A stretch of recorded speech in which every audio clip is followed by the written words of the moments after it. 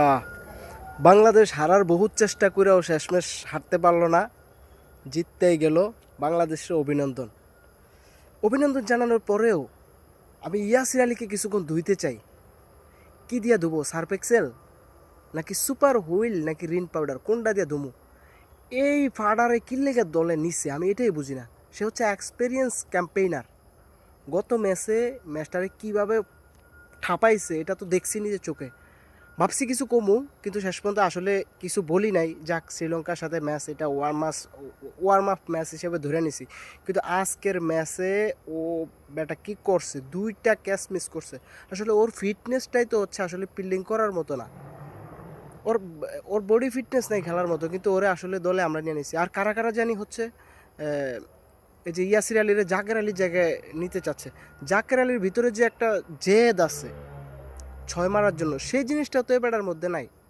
মনে হয় যেন একবারে দোকানে ওই যে পাউরুটি ঝোলে না সাদা, একবারে সেম পাউরুটির মতো, কোনো লড়সড় নাই। মানে কি মনে হয় জড় বস্তু। আমার কাকা একজনের আমরা ছোটোকালে জড় বস্তু কইতাম, একবারে সেম জড় বস্তু।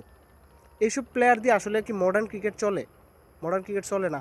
পুরা ভাই রে ভাই, যারা জীবনে হচ্ছে নৌকায় চড়ে নাই, এরা হচ্ছে প্রথমবার যখন নৌকায় চড়ে, নৌকার ওই যে ওই কোনাতে মানে একটু ডাউন হয়ে গেলে হচ্ছে ভ্যা করে ওঠে, ভ্যাউ ভ্যাউ করে ওঠে।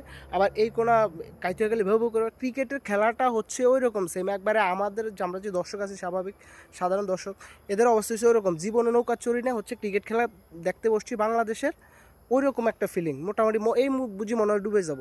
তো ফুটবলে মোটামুটি ঠিক আছে, মোটামুটি হচ্ছে একবারে আশা থাকি, 90 মিনিট পরে দেখি যে ঠিক গেছে, ওকে ইটস ফাইন।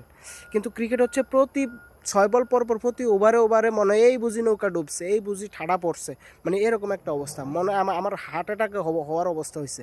মানে বাংলাদেশ বহুত চেষ্টা করছে হারার জন্য, কিন্তু হারতে পারে না। ওই যে আমি বয়ে বয়ে ওই যে দোয়া করছি, আল্লাহ আল্লাহ করছি, আমার তো কতজনে করছে আল্লাহ জানে। এই আল্লাহ আল্লাহ করার কারণে হচ্ছে আজকে ম্যাচটা জিতছি। কিন্তু কথা হচ্ছে যে ইয়াসির আলী রাব্বি আসলে চলে না। আর আরেকটা হচ্ছে যে আমাদের আবু হায়দার রনি যতই ডোমেস্টিকে ভালো করুক ভাই, ওগুলো দিয়ে আসলে মডার্ন ক্রিকেট হবে না। ওরা হচ্ছে ওই যে ঘরোয়া ক্রিকেটের জন্যই সেরা। ঠিক আছে, ওই যে হচ্ছে আপনি আবু হায়দার রনি হচ্ছে টুকটাক ব্যাটিং করার জন্য বা মাঝে মাঝে 2-1 ওভার করার জন্য, হুট করে মানে মাইর খাওয়ায় 2-1 উইকেট নেওয়ার জন্য হইলে ঠিক আছে মোটামুটি।